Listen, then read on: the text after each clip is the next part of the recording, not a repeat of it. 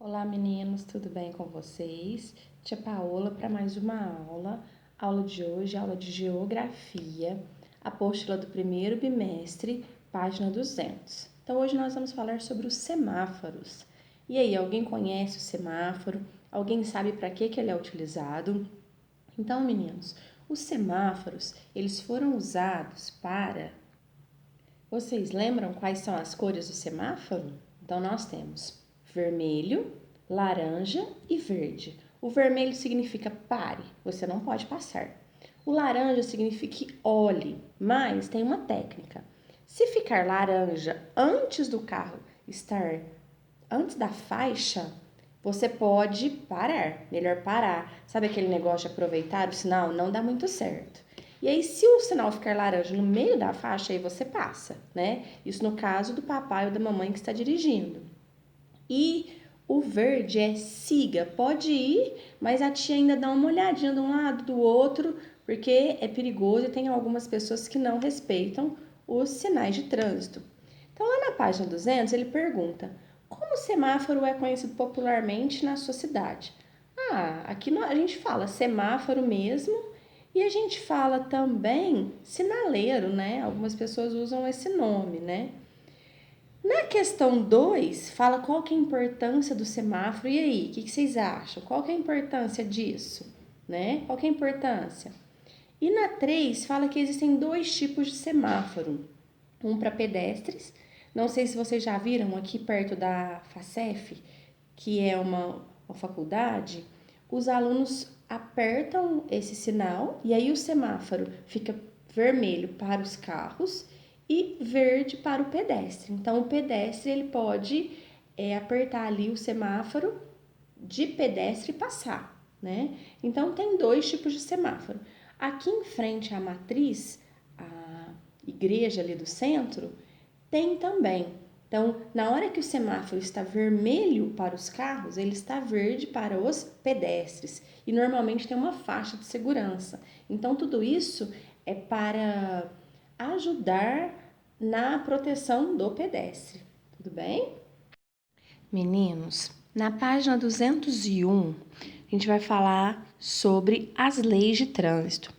Então, por exemplo, quando surgiu o primeiro carro, ainda tinha carroça, ainda tinha navio, tá?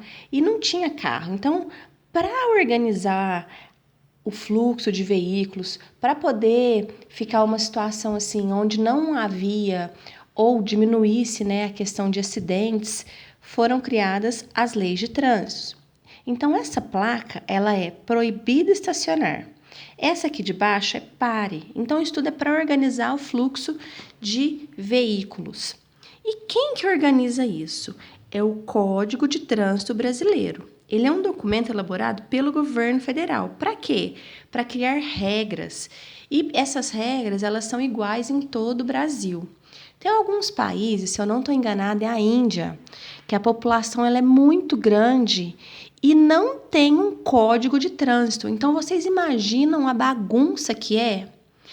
Lá na Índia, ninguém sabe quem para, ninguém sabe se pode continuar, se pode virar à esquerda, se pode virar à direita, tá?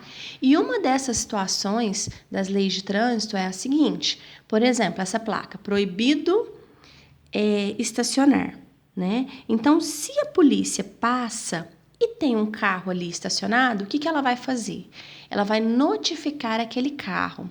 Essa notificação é uma multa e essa multa ela é paga em dinheiro, tá? Então, a pessoa que chama infração, que cometeu essa infração de trânsito, ela vai ter que pagar essa multa. Quando todo ano a gente regulariza a documentação do veículo, do carro, tá? E aí o que acontece? Na hora que você vai fazer o pagamento desse documento, consta lá a multa. Se a pessoa não fizer o pagamento, não tem como ela atualizar, regularizar esse documento para o próximo ano. Então, ela precisa de efetuar esse pagamento. E dependendo da multa, a pessoa que cometeu essa infração, ela tem alguns pontos e esses pontos podem fazer com que ela perca, inclusive, a carteira de motorista. Então, o ideal é que não haja essa infração, né? Para que a pessoa consiga manter a sua carta em ordem e conseguir dirigir normalmente. Porque quando a polícia para, o que que ela pede?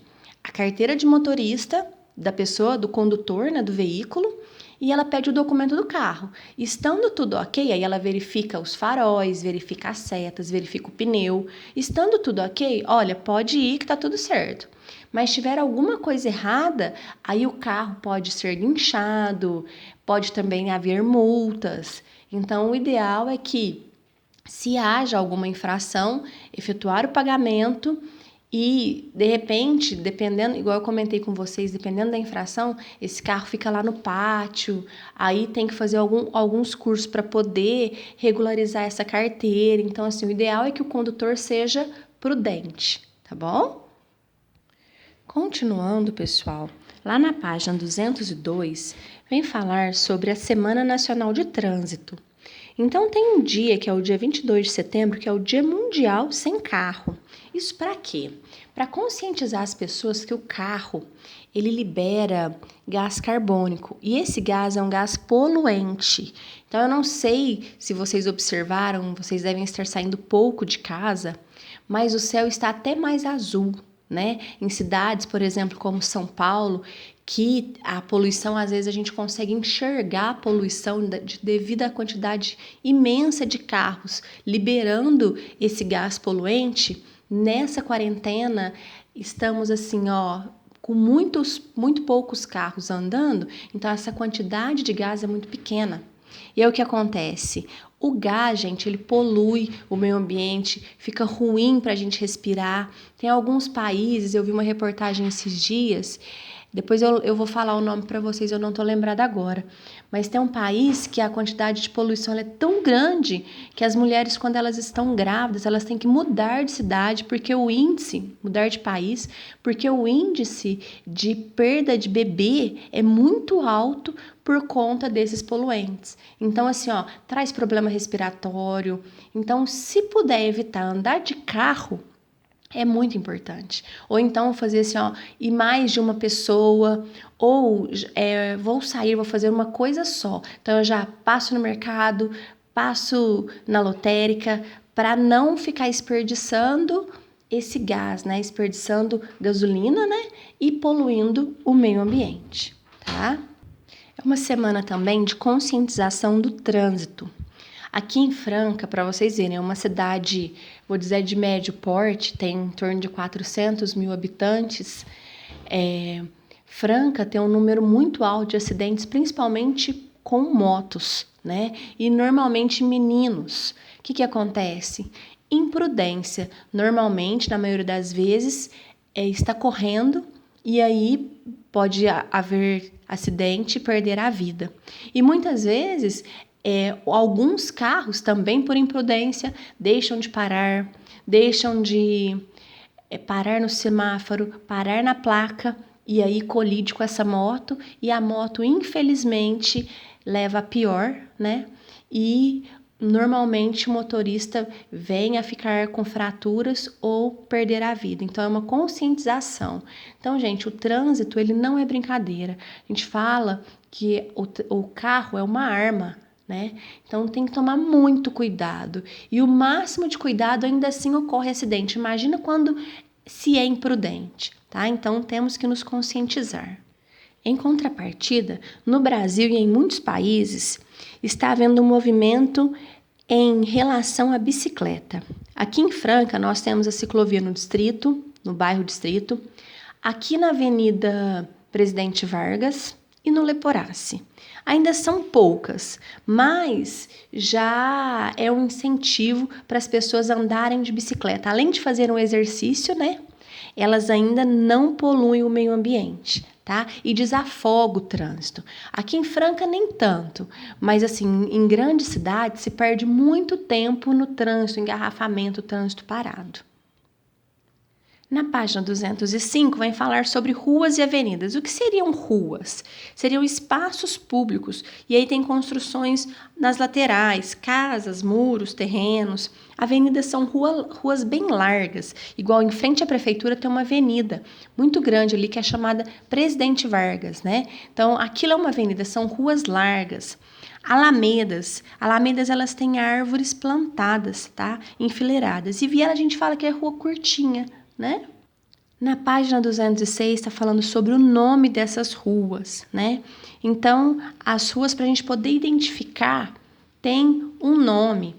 Então, às vezes é nome de pessoas importantes, às vezes nome de países, nome de flor, nome de animais. Então, para identificar e facilitar com que a gente encontre aquela determinada rua em determinado bairro.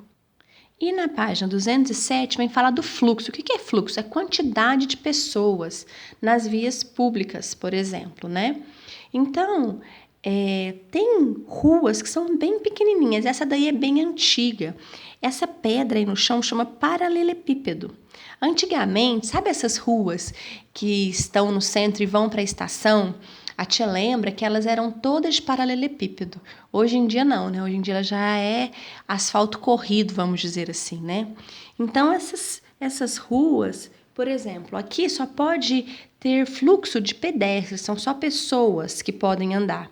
E aí carro somente em emergência, às vezes aconteceu alguma coisa, aí pode ser polícia, bombeiro, elas são muito antigas. Então as ruas quanto mais antigas, menor, porque eram muito pequeno o número de pessoas andando, o número de carros, né? Hoje em dia já aumentou muito.